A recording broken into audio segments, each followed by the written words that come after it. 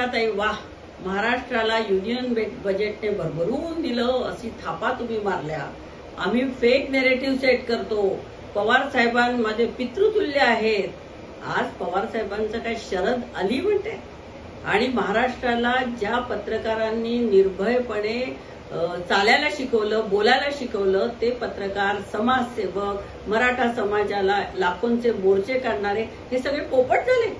तुझ्यासारख्या खोटारड्या, बनेल, ब्लॅकमेलिंग करणारे पक्षात मोठं पद मिळवण्यासाठी काहीही करू शकते.